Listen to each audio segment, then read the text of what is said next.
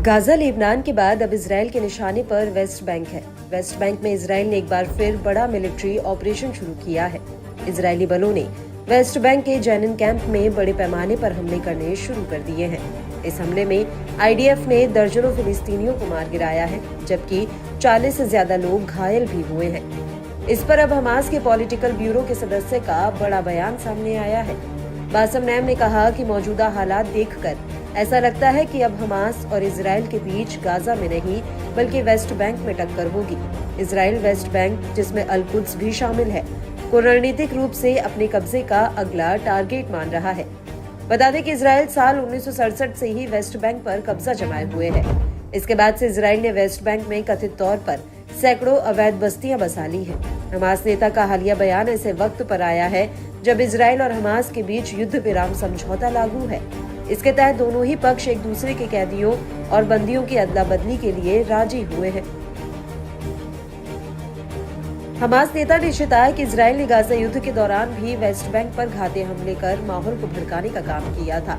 ऐसे में फिलिस्तीन के खिलाफ इजराइल के कब्जे वाला वेस्ट बैंक अगला बैटल ग्राउंड बन सकता है। हमास वेस्ट बैंक को अकेले नहीं छोड़ सकता है। अगर इजराइल के हमले लगातार जारी रहेंगे तो इजरायली बलों को फिर से हमास का सामना करना पड़ सकता है।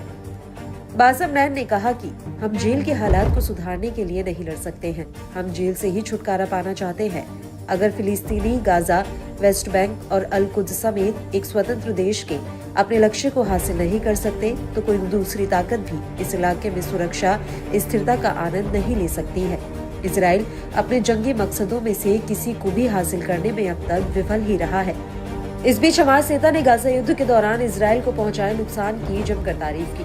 नैम ने कहा कि लड़ाकों ने अपनी ताकत दिखाते हुए इजरायली सेना की कमर तोड़ दी। यही वजह है कि इजराइल को सीज फायर डील के लिए हमास के सामने झुकना पड़ा। हमास के खिलाफ इजराइल ज्यादा दिन तक टिकने वाला नहीं था। इजरायली पीएम का हमास का सफाया करने का मकसद सिर्फ सपना ही रह गया है। इजरायली सैनिक भी अब हमास से खौफ खाने लगे हैं। नैम ने आगे कहा कि हम कह सकते हैं कि ये जीत की घोषणा है।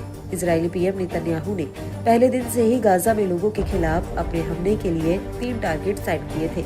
हमास को कुचलना, गाजा की अधिकतर फिलिस्तीनी आबादी को गाजा से बाहर करना और इजरायली सैनिकों के कब्जे में लाना शामिल था।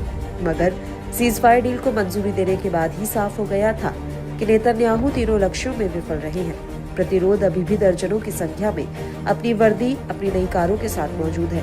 प्रतिरोध युद्ध के आखिरी मौके तक टिके रहने में सक्षम था और इजरायली लक्ष्यों पर अपनी मर्जी से हमला कर रहा था।